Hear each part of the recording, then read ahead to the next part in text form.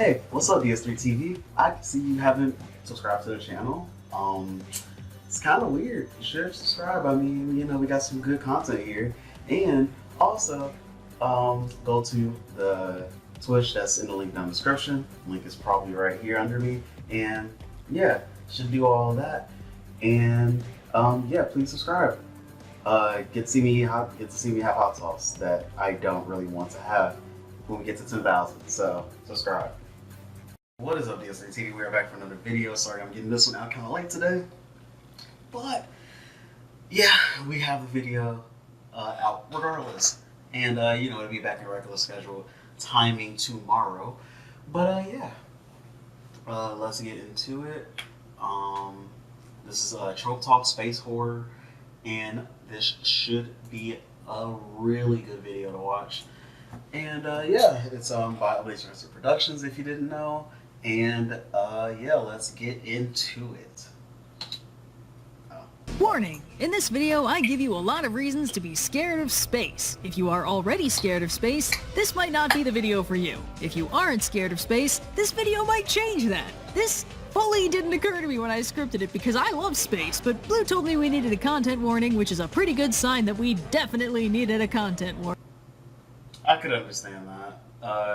I love space, but I guess I don't think about all the time that some people are truly genuinely scared of space. So be warned, this video about how space is scary might convince you that space is scary.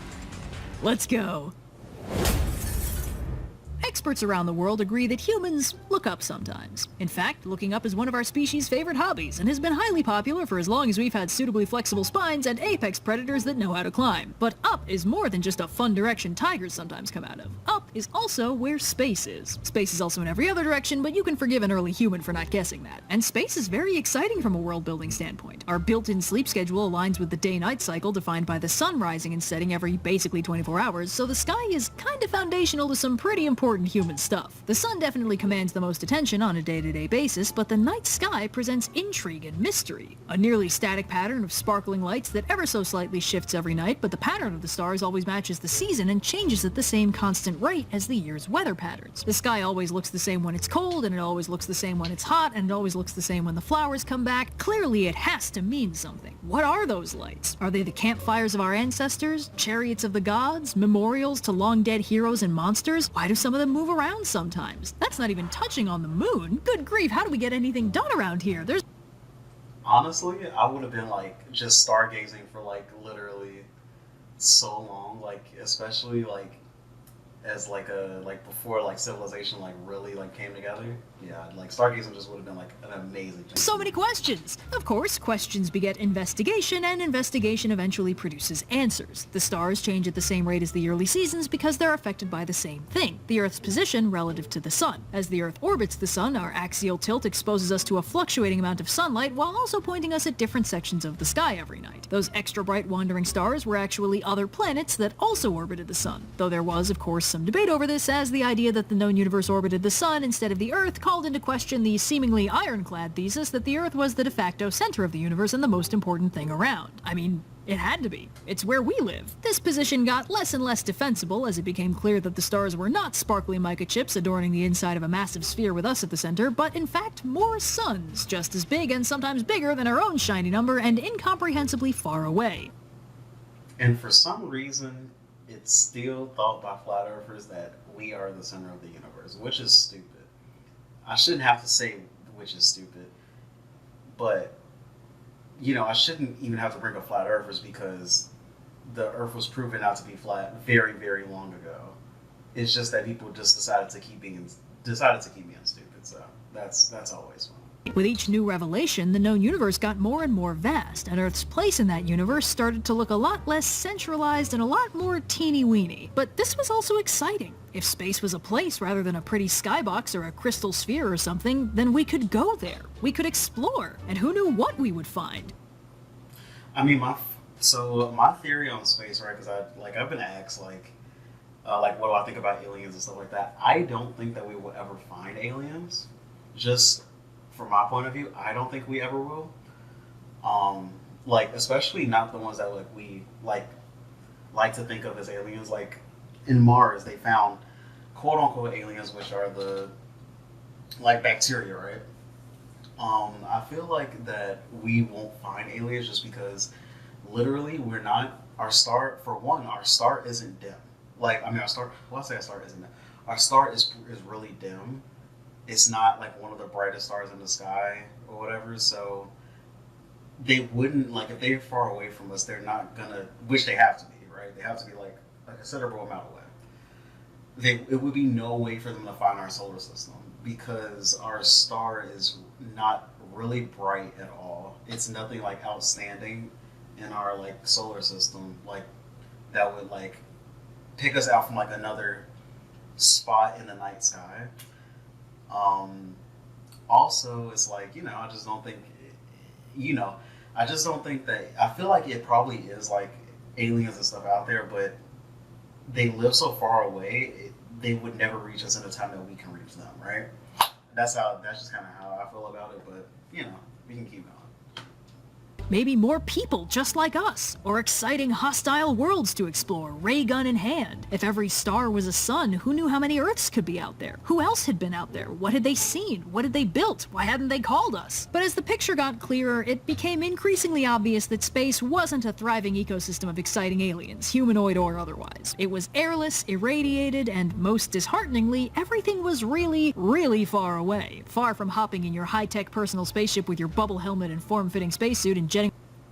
I wish that I could be alive to see like Andromeda and the Milky Way galaxy kind of collide. I would love to see like that many new different like stars like in the same sky together. That would be so fucking sick. Off to Mars to hang out with their exotic Martian queen, space travel was slow, claustrophobic, physically and mentally taxing, and unrewarding. Space was quiet. Everywhere that looked exciting was much too far away to reach in a human lifetime, or even 10 human lifetimes. And the things that made them exciting usually also made them incredibly hostile to human survival. And not just hostile, incomprehensible. There were things in space that were so much bigger than the entire planet Earth that the laws of physics that affected them were things we'd never seen before because they don't happen on the scale we experience anywhere on this planet. Black holes, where the gravity is so strong that their escape velocity is higher than the speed of light, had been theorized to exist since people first figured out that there was a speed of light, but guessing they existed was not the same thing as seeing the damn things bending space-time around them. And the concept of radiation only really started to be understood in like 1900, which is pretty rough considering stars are radioactive nuclear furnaces, and we were trying to get all up close and personal with them when we'd barely just figured out that they could turn our DNA inside out. We started to realize that space was so enormously vast and so far outside the scale of anything we were familiar with that we could barely understand what we were dealing with out there, and a lot of what we were dealing with was turning out to be startlingly good at killing us. It was impossibly enormous, terrifyingly deadly, and eerily silent. Sci-fi writers busily got started on imagining warp drives and hyperspace and stargates that'll let their fictional space explorers bypass that tedious speed of light thing and actually get somewhere. Also, the best way that socialism has been shown is from the space horror trope, which, well, I guess space trope, which is Star Trek. That is a socialist utopia, if you didn't know. Somewhere before dying of old age, but on the flip side, a new trend began to emerge in fiction. Space was really, really creepy. Not just creepy, existentially disturbing. It hit that perfect balance of claustrophobia and agoraphobia. Space is so deadly that you can only survive in a shielded, pressurized, terrifyingly fragile vessel, usually cramped and disorienting. And outside that vessel is millions of miles of nothing, and the nothing really wants you dead. Space, the final frontier, was absolutely terrifying. Now, for all the reasons we've just discussed, space makes a great horror setting. In fact, it's almost too good at being a horror setting because it's scary on almost every possible level. So when it gets used for horror, the writer usually needs to narrow down what specific facet of space they'll be exploring for horror. One of the earliest popular subgenres of space horror was the alien invasion. This was a common anxiety in early sci-fi that has since lost popularity somewhat. Structurally, it was very simple. Space was really big, full of other stars and planets potentially just like ours. We were alive, and historically known to indulge in the odd bout of being colonizing bastards, so it was reasonable to speculate that somewhere out there in the vast cosmos there could be other colonizing bastards with better guns. These stories gave audiences audiences an easy bad guy to unconditionally hate, a horde of incomprehensible alien creatures descending from the previously inoffensive heavens to give us the old British Navy special for their own nefarious purposes. Early alien invasion stories usually featured aliens as a terrifyingly superior foe to be fought in total war, but later stories featured more subtle invasions by things like body snatchers or pod people who could replace your neighbors with you being none the wiser. And ever so coincidentally, this happened to be happening at the same time as the Red Scare, because it's kind of awkward when the scary evil aliens are just doing what we did more efficiently, but it's okay when the scary evil aliens are doing what those jerks over there did. Still, the cut and dry alien invasion story found itself being subverted more and more. Some stories instead painted the alien invader as more of a first contact situation that humans royally beef by being all paranoid and tribal about it, suggesting that the reason space seems so quiet is because all the cool aliens think we're jerks. In other stories, the invasion is less of a coordinated attack force and more of a single threat, like a single very dangerous alien or something like a space plague or a really weird meteor. In simple cases, these things just kill people, but in more Lovecraftian stories, they might be something from so far outside our world's paradigm that just by its nature it does completely incomprehensible stuff to the people and things around it, and by the time anyone figures out what it's doing, it's already been doing it. This creeping dread in an alien corruption is more popular nowadays than the invading alien army approach, but they all kind of embody the same general principle. Something alive comes from space, and it's a problem. But alien invasion stories almost always happen on Earth, otherwise they wouldn't really be invasions. In stories set in space, the horror focus will often draw on environmental isolation. As discussed, being in space is claustrophobic and agoraphobic all at once. Most horror stories involve a character being trapped and isolated in a bad situation, hence explaining why they don't just call for help or run away from the monster. And space horror takes that to its logical conclusion. Why don't they run? Because there's nowhere to go. Why don't they call for help? Because there's nobody around for millions of miles. And while Yeah, it does. I definitely feel like it's like a logical, like if you're like a really like logical person where you're like, you can't like turn off your disbelief or whatever. When it comes to like when you cannot turn off your disbelief when it comes to like regular horror movies, like, oh yeah, like why didn't they just call somebody or like still like run for help or whatever? In space, you can't. You literally just have to, do whatever like you can on the ship or, wherever you're stranded or trapped at, right? Like that's the best part about space horror. It kind of makes it to where you're like, oh yeah, this is probably actually the most logical thing that most humans would do in this situation. While they're dealing with the scary space monster, they better hope the ship doesn't get damaged too badly, because that tiny bubble of habitable space is very fragile, and once the air gets out of it, it's a lot more difficult to put it back in. While horror stories set on Earth often end with the cops showing up or the cavalry arriving to rescue the surviving protagonists, horror stories in space can be rather more unforgiving. Sometimes the space police show up to help, but sometimes the best the characters can hope for is putting themselves into cryosleep and hoping someone hears their distress call before they drift into the sun. Space is pretty close to the bottom of the list of places I'd want to try fighting a monster. The archetypical example of this is obviously Alien, where the hero is stuck playing cat and mouse with the unholy offspring of a gimp suit and a velociraptor, and her job would be a lot easier if she wasn't stuck with it with nowhere to go. But back closer to home, we find an odd cousin of the space horror genre that combines it with the Save the World plotline to form Something Really Big is Falling Towards the Planet. This might sound oddly specific and look a little less like space horror. I mean, it still is, because it's like apocalyptic space horror. I would consider it. But I mean, it has, meteors have fallen to Earth before. Most notably, I think the most recent one happened in 2012 with Russia, or was that 2013? But yeah, that happened. But it draws from similar anxieties as the alien invasion. Space is very, very big, and we know there's a lot of stuff out there in it. It can just be hard to get to that stuff. In fact, we know from our own fossil record that stuff from space has hit the Earth before, and in one noteworthy case did a pretty good job of wiping out all life on Earth. Well, 75%. Still not bad for a giant rock. So space is really big, and it's full of other really big stuff, some of it moving very fast. It's reasonable to worry that some of that really big stuff might hit us someday. NASA certainly thinks so, as they keep a very careful watch on all the big near-Earth objects that would potentially be a problem if their orbit ever got too cozy with ours. Now, before I give anyone nightmares, this is the kind of problem that NASA spends a lot of time and energy and money focusing on so they can keep it from becoming a problem, and it is not a problem any of us regular Johnnies need to lie awake at night stressing over. Okay? Cool. But in fiction, giant scary space rocks are a thrilling and or melancholic action drive. And also, I mean, I guess what I would say about that too, it's not like you can do anything. Like, it's one of those things that you shouldn't worry about because it's like even if like something like a big meteor that was like that could like wipe out all life on Earth, you can't do anything against it.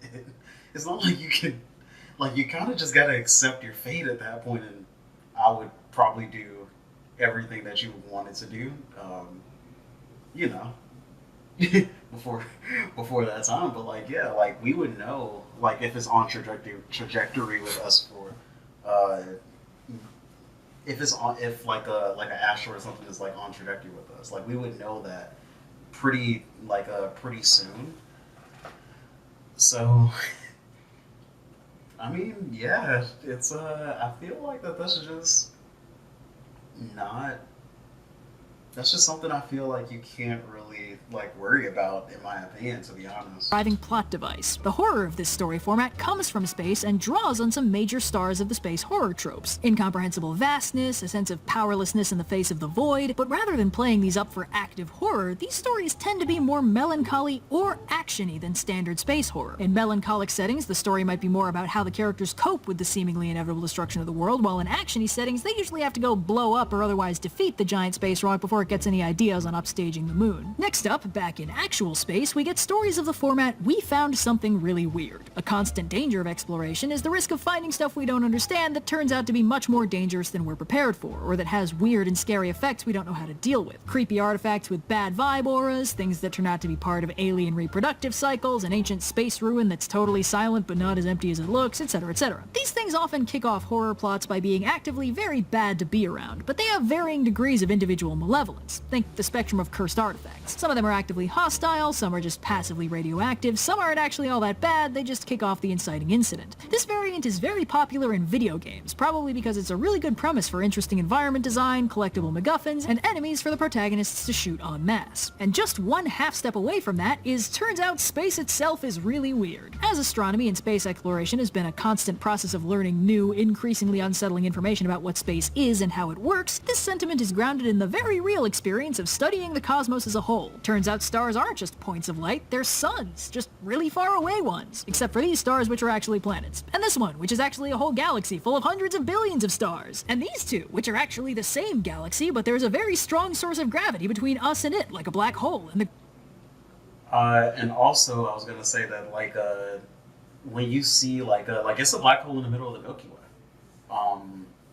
Actually. Yeah, like in the middle parts of most galaxies, it's a black hole, and the light that's coming from it is, just the light that the black hole is eating. But yeah, we have a gigantic black hole that's like I think it's 100 million light years like across or whatever.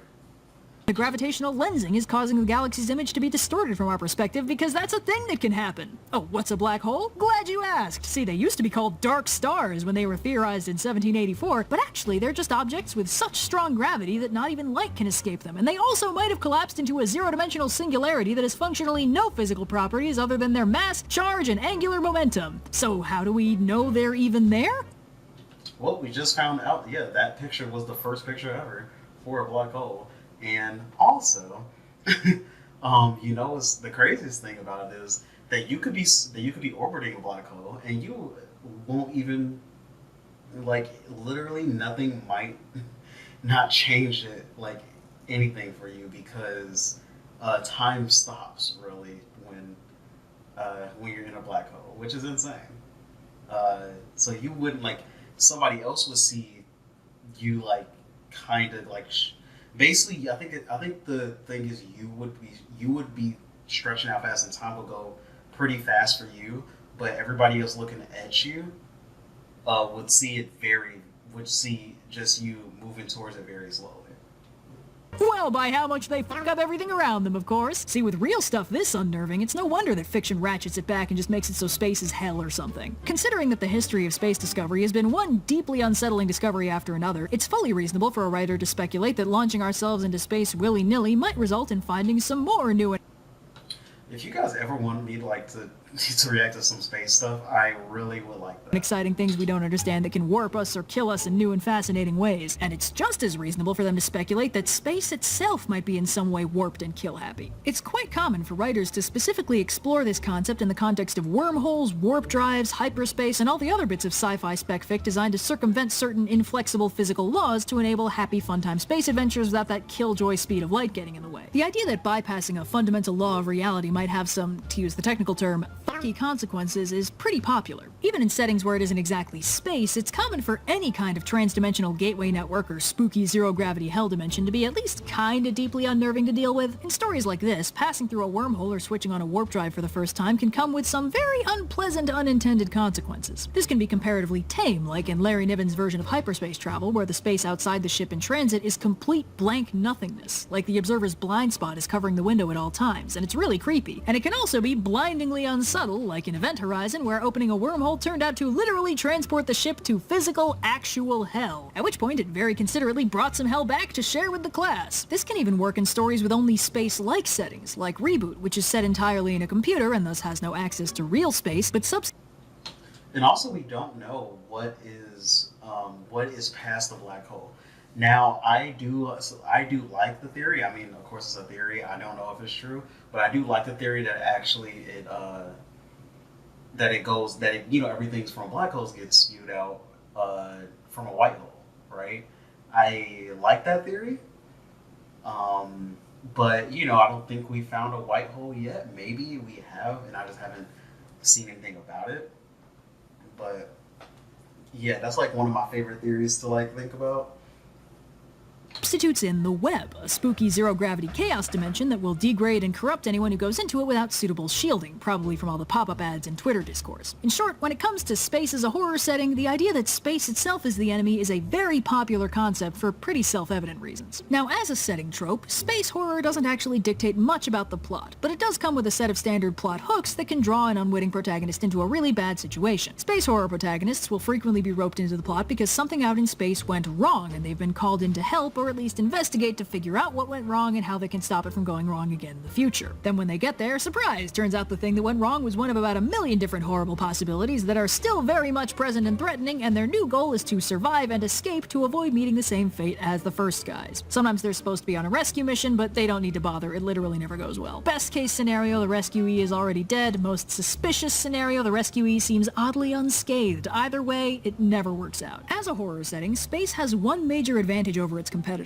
scale. The biggest thing about space is that there's so much space in it. Threats can be planet-sized, empires can span galaxies, threats can have consumed whole worlds before reaching Earth. In contrast, most other horror stories are by necessity limited in scale, at least when it comes to the horror itself. A slasher film's horror is one guy, a monster movie's horror is one monster. Even a disaster movie generally focuses down on how a tiny core cast handles one environmental threat, often in a purposefully claustrophobic environment to highlight how the goal is to escape. The threat might be a globe-spanning zombie plague, but the set piece will be a cramped hospital, a train, etc. The story relies on claustrophobia because in order for the threat to be threatening, the heroes have to be trapped with it, and that in turn implies that the goal of the heroes is to escape. Space, on the other hand, has the ability to trap the character with open space. It's not that there's nowhere to run. There's a whole universe out there. It just won't help you. This actually applies even in alien horror that takes place on Earth, because the threat is usually something from the stars that threatens to make the Earth uninhabitable. And even if the threat is smaller scale, the fact that a nightmare dropped out of the sky with no warning once means it could easily happen again. Space becomes the world's biggest source of constant anxiety. It's no longer a mysterious and inviting source of wanderlust encouraging us to explore a vast and beautiful universe and spread across the stars. It's a cold, airless, radioactive void just waiting to drop body snatchers and viruses and mutative alien parasites or swallow up our tiny starships and spit them out warped into something monstrous and unrecognizable. And to make matters worse, it's got us surrounded. It catches us staring up into the void and makes us flinch. Now, this is not quite unique to space, but non-space horror needs to do a bit of heavy lifting to produce the same feeling of being trapped by the very environment. Global disaster movies often do a very good job of convincing the audience that there is nowhere fully safe to run because the crisis is everywhere, but in most horror stories, running is still the ultimate goal. Even if the crisis is global, there's somewhere that's safer than here. An island, an aircraft carrier, a defensible military base, a facility researching a cure. There needs to be something, because if the heroes have nowhere to run, the audience has nothing to root for. And sometimes that's the point. Maybe maybe the heroes can't run, so they fight, or hide, or hole up and build the best life they can under the circumstances. Or maybe the story isn't actually about them surviving, but is instead about communicating some other goal like emotional catharsis or character development or a message on the fundamental nature of humanity or society or something. But in space, there's never really anywhere to run, at least not on a practical timescale. Running is just categorically not on the table. In space horror, there are always two monsters, the actual monster and the cold, unfeeling void. Running from one will usually just let the other one eat you. Instead, our heroes have to manage both threats, frequently with a convenient let's you and him fight by kicking the monster out of the airlock so it can deal with space instead. You know what they say, you don't need to outrun the freezing void of space, you just need to outrun the xenomorph you threw into the freezing void of space.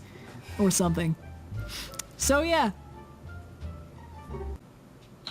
I think that was a good video. That was a really good video. Yeah.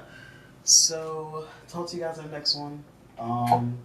Videos will be out regular time tomorrow, and yeah, talk to you guys in the next video. Could be streaming when you see this, but yeah, talk to you guys in the next video. Peace.